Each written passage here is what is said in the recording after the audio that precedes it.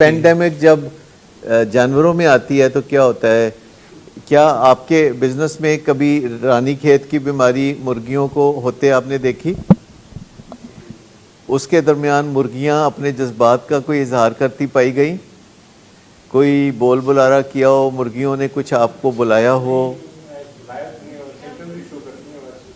تو وہ پھر ایڈوانٹیج پہ ہوئے نا جانور نہیں، ایک طرح۔ ایڈوانٹیج پہ ہوئے جانور کہ ان کو اندیشہ ہے، دور دراز ہوتے ہی نہیں، پر ڈس ایڈوانٹیج پہ ہوئے کہ انہوں نے پھر اسی وجہ سے ترقی نہیں کی۔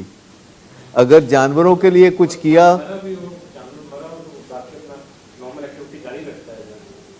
ہاں، یعنی اگر ایک مرغی مر جائے تو دوسری مرغی ایک منٹ کے لیے بھی کھانا ترک نہیں کرے گی، وہ کھانا کھاتی رہے گی۔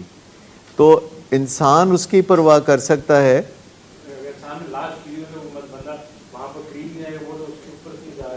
نہیں، لیکن مرغیوں میں رانی کھیت کی بیماری جب ہوتی ہے اور دڑا دڑ مرغیاں مرنا شروع ہوتی ہیں تو انسان اس کا کچھ کر رہا ہوتا ہے کہ یہ بیماری نہ پھیلے۔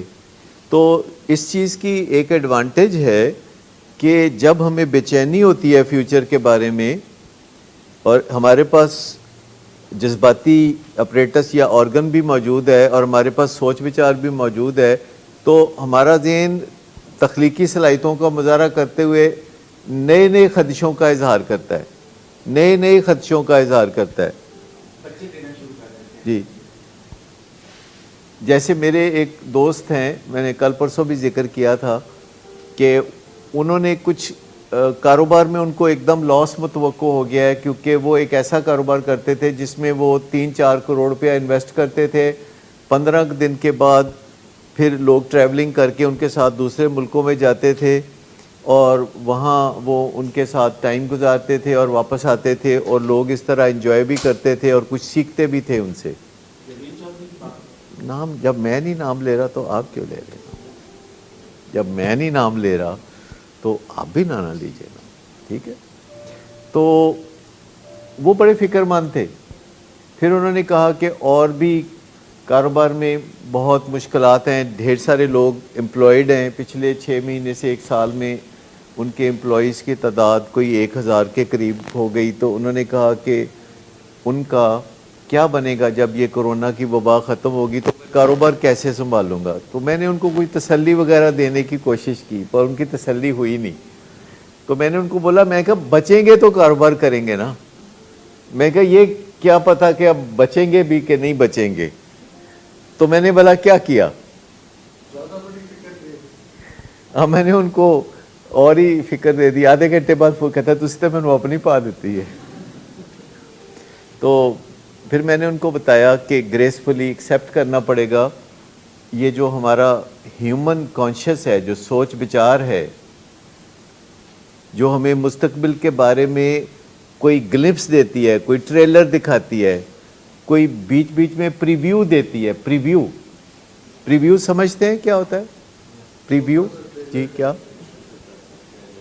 چھوٹا سا ہمیں ایک جھلک، کمنگ اپ نیکسٹ، اور یہ چیز ہمارے فائدے کے لیے ہے، لیکن یہ ایک ایلوژن ہے، یہ ریالٹی نہیں ہے۔ یہ ہم کہہ رہے ہوتے ہیں کہ ایسا ہو جائے گا، یہ ایک ایلوژن ہے، اور لازمی نہیں کہ ویسا ہو، کیونکہ بہت دفعہ ہم سوچتے ہیں کہ ایسا ہو جائے گا پر ویسا نہیں ہوتا۔